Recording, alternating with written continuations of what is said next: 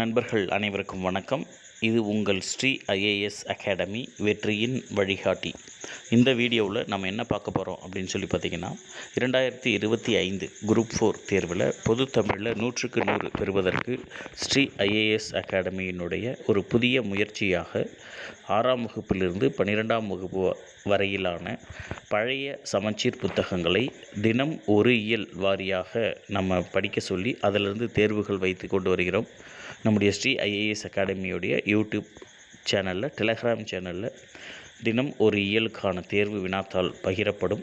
So நீங்களும் அந்த டெஸ்ட்டில் கலந்துக்கணும்னா நம்முடைய டெலகிராமில் அப்டேட்டடாக இருங்க. நிச்சயமாக தினசரி ஒரு இயல் வீதம் படித்து நீங்கள் தேர்வு எழுதி பார்க்கும் பொழுது பொது தமிழில் உங்களுக்கான அனைத்து விஷயங்களையுமே நீங்கள் ஸ்ரீ ஐஏஎஸ் அகாடமி மூலமாக பெறலாம். ஸோ வாங்க நம்ம பார்க்கலாம். இன்றைக்கி பார்க்கக்கூடியது 6ஆம் வகுப்பு இயல் 4 அதனுடைய விடை குறிப்புகள் பார்க்கலாம். சரியா? ரைட். ஸோ ஃபஸ்ட்டு பாரதிதாசன் இயற்றிய நூல்களுள் தவறானது அப்படின்னு கேட்டிருப்பாங்க.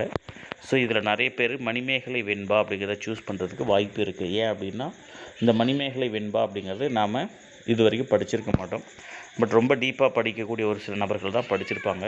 நீங்கள் இங்கே ஃபஸ்ட்லேயே நீங்கள் கண்டுபிடிச்சிருக்கணும். ஸோ அழகின் சிரிப்பு அப்படிங்கிறது தான் பாரதிதாசனுடைய நூல்.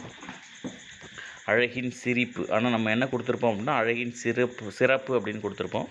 டிஎன்பிஎஸ்சி இந்த மாதிரி தான் ஏமாற்றுவாங்க. கொஞ்சம் சூதானமாக இருங்க.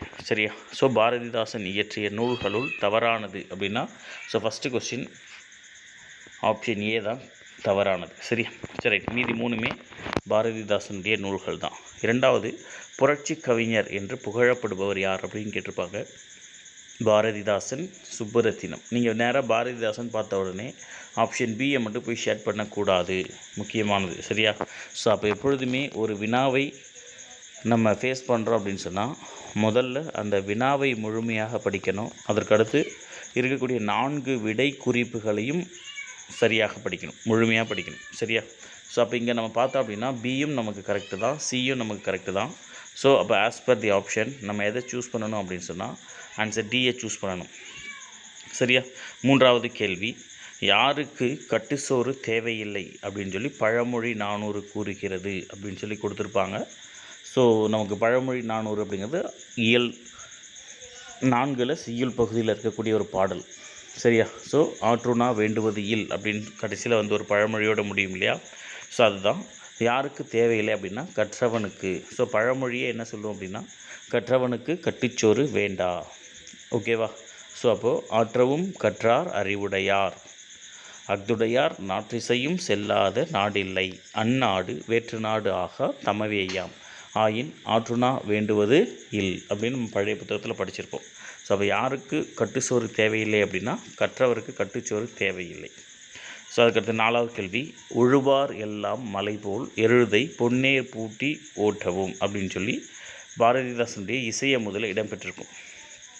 சரியா? ஸோ இசையமுதலில் இடம்பெற்றிருக்கக்கூடிய ஒரு பாட்டு தான். ஸோ ஃபஸ்ட்டு இயல்லே இருக்கும் 6ஆம் வகுப்பில். 4வது இயலில் தகரப்பந்தல் தகதகவென்ன, தாழும் கூரை சலசலவென்ன, நகர பெண்கள் செப்பு குடங்கள் நன்றெங்கும் கனகனவென்ன அப்படின்ற ஒரு பாட்டு வரும் இல்லையா? ஸோ அதில் அதோடைய கடைசி வரிதான் இது. சரிங்களா? ஸோ அப்போ பாரதிதாசனுடைய இசையமுதலில் இருக்கக்கூடிய பாடல் தான் இது. ஸோ அதுக்கு அடுத்த 5வது கேள்வி பாருங்கள், பாரதிதாசனுடைய காலம் கேட்டிருப்பாங்க. இது எல்லாமே முக்கியமானது தான். ஸோ பாரதிதாசனுடைய காலம் அப்படின்னு சொன்னால் 1891 டு 1964. சரியா? 1891 டு 1964 பாரதிதாசனுடைய காலம். பழமொழி 400 அப்படிங்கிற நூலினுடைய ஆசிரியர் யார் சார் அப்படின்னா மூன்றுரை அரையனார். ஸோ பழமொழி 400 மூன்றுரை அரையனார் அப்படிங்கிறது தான். ஸோ சமண முனிவர்கள் எங்கே வருவாங்க அப்படின்னா நாலடியாருடைய ஆசிரியராக வருவாங்க. சரியா? ரைட். அதுக்கு அடுத்தது இந்த மூன்றுரை அரையனார் அப்படிங்கிறதுல மூன்றுரை அப்படிங்கிறது ஊர் பெயராக இருக்கலாம், அரையன் என்பது அரசன் பெயராக இருக்கலாம், அல்லது குடிப்பெயராக இருக்கலாம். ஸோ ரெண்டுமே கரெக்டு தான். So option A and B ரெண்டுமே கரெக்டு. ஸோ அதுக்கு நம்ம சூஸ் பண்ண வேண்டியது ஆப்ஷன் டியை தான் சூஸ் பண்ணணும். ரைட்டா? ஸோ அப்போது 8வது கேள்வி பாருங்கள், வேற்று நாடு ஆக தமைவேயாம் ஆயினால் என்னும் பாடலடி இடம்பெற்ற நூல் அப்படின்னு சொன்னால் பழமொழி 400. சரியா?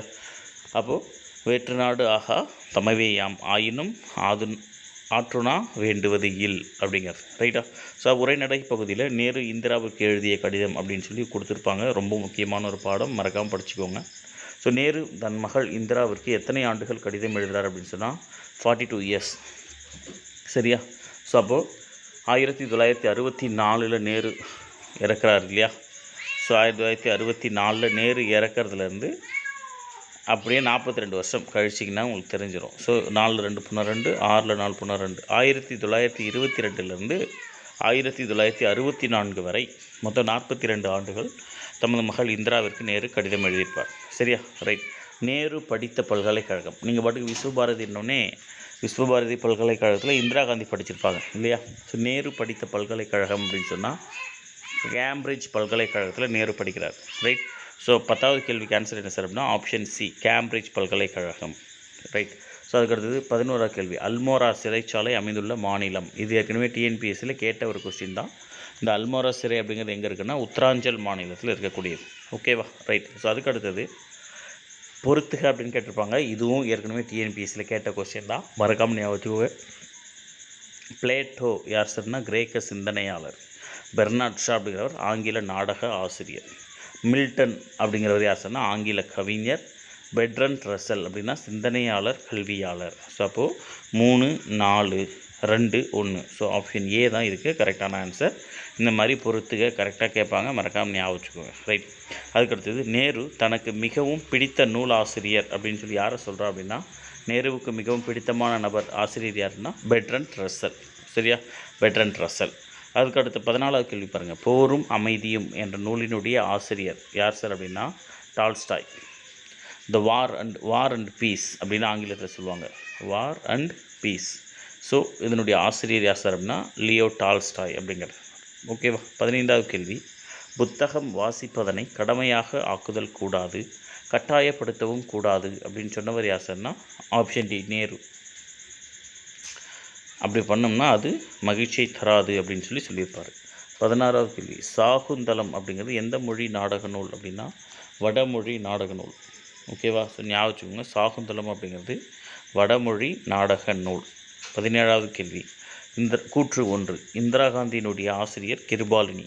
இந்த கிருபாலினி அப்படிங்கிறவங்க விஸ்வபாரதியில் பணிபுரிந்திருக்கக்கூடிய பேராசிரியர். சரியா. ஸோ அப்போது ரெண்டுமே கரெக்டு. ஸோ அப்போது கூற்று 1 மற்றும் 2 சரி. 17வது கேள்விக்கு ஆன்சர் என்ன சொன்னால் ஆப்ஷன் ஏ, கூற்று 1 மற்றும் 2 சரி. அதுக்கடுத்தது 18வது கேள்வி, விஸ்வபாரதி கல்லூரி அமைந்திருக்கக்கூடிய மாநிலம் எது சார்னா மேற்கு வங்கம். சரியா. ஸோ மேற்கு வங்கம், வங்காளத்தில் தான் இந்த விஸ்வபாரதி கல்லூரி அப்படிங்கிறது தாகூர் ஆரம்பிக்கிறார். சரியா. ஸோ 19வது கேள்வி, விஸ்வபாரதி கல்லூரியை உருவாக்கியவர் யார் சார் அப்படின்னா இப்போ தான் பார்த்தோம், ரவீந்திரநாத் தாகூர். சரியா. 1913 நோபல் பரிசு பெற்ற முதல் இந்தியராக ரவீந்திரநாத் தாகூர் அவர்கள் தான் வரலாற்றில் இடம்பெறுகிறார். அந்த நோபல் பரிசின் போது தனக்கு கிடைத்த பரிசு தொகை ப்ளஸ் தன்னுடைய சேமிப்புகள் எல்லாத்தையும் போட்டுட்டு தான் அவர் என்ன பண்ணுறார் சார் அப்படின்னு சொன்னால் விஸ்வபாரதி ஸ்கூல் ஆரம்பிக்கிறார். சரிங்களா. ஸோ அந்த ஸ்கூல் தான் பின்னாடி ஃப்யூச்சரில் விஸ்வபாரதி பல்கலைக்கழகமாக சாந்தி நிகேதன் ஸ்கூல் ஆரம்பிக்கிறாரு. அதுதான் பின்னாடி ஃப்யூச்சரில் விஸ்வபாரதி கல்லூரியாக உருவாகுது. சரியா. ஸோ அப்போ விஸ்வபாரதி கல்லூரியை உருவாக்கியவர் யார் சார்னா தாகூர். அதுக்கடுத்தது ஆற்றுணா பிரித்து எழுதுக, புக் பேக்லேயே இருக்கும். ஆற்றுணா அப்படிங்கிறத பிரித்து எழுதணும்னா 6 கூட்டல் உணா. 6 அப்படின்னா வழி, உணா அப்படின்னா உணவு. ஸோ ஆற்றுணா அப்படின்னா வழிநடை உணவு அப்படிங்கிறது அதனுடைய அர்த்தம். சரியா. ஸோ அதுக்கடுத்தது உலகின் மிகச்சிறந்த நாவல்களில் ஒன்று அப்படின்னு நேரு எதை குறிப்பிடுகிறார் அப்படின்னா டால்ஸ்டாய் எழுதியிருக்கக்கூடிய போரும் அமைதியும் அப்படிங்கிற நூல் தான் சொல்லுவார் இல்லையா. ஸோ உலகின் மிகச்சிறந்த நாவல்களுள் ஒன்று என நேரு குறிப்பிடுவது லியோ டால்ஸ்டாயினுடைய போரும் அமைதியும். ரைட். அதுக்கடுத்தது ஆர்வத்தை தூண்டக்கூடிய நாடகங்கள் மற்றும் சுருக்கமாகவும் வாசிக்க எளிதாகவும் இருக்கக்கூடிய நாடகங்கள் என்று நேரு எதை குறிப்பிடுகிறார் அப்படின்னா கிரேக்க நாடகங்கள். சரியா. கிரேக்க நாடகங்கள் அப்படிங்கிறது நம்முடைய ஆர்வத்தை தூண்டும், மேலும் சுருக்கமாகவும் வாசிக்க எளிதாகவும் இருக்கும் அப்படின்னு சொல்லி நேரு சொல்லியிருப்பார், அந்த உரைநடையில் கொடுத்துருப்பார். ரைட்டா. அதுக்கடுத்து 23வது கேள்வி, கீழ்கண்டவர்களுள் பெரியாரின் சிந்தனைகளை கவிதை வடிவில் தந்தவர் யார் சார் அப்படின்னு சொன்னால் ஆப்ஷன் சி, பாரதிதாசன். சரியா. பெரியார் அண்ணாவுடன் நெருங்கி பழகியவர். பெரியாருடைய சிந்தனைகளை கவிதை வடிவில் தந்தவர் யார் சார் அப்படின்னா பாரதிதாசன். அதுக்கடுத்தது பொருந்தாத ஒன்றை தேர்வு செய்க, இரட்டை கிளவி அப்படின்னு சொல்லி கொடுத்துருப்பாங்க. ஸோ இரட்டை கிளவிகளில் பொருந்தாமல் இருக்கக்கூடிய ஒன்றை தேர்வு செய்க அப்படின்னு சொன்னால், இரட்டை கிளவி அப்படின்னாலே என்ன அர்த்தம் சார் அப்படின்னா இரண்டு மட்டும்தான் வரும், பிரித்தா பொருள் தராது அப்படிங்கிறதான் அதனுடைய கோட்பாடு. சரியா?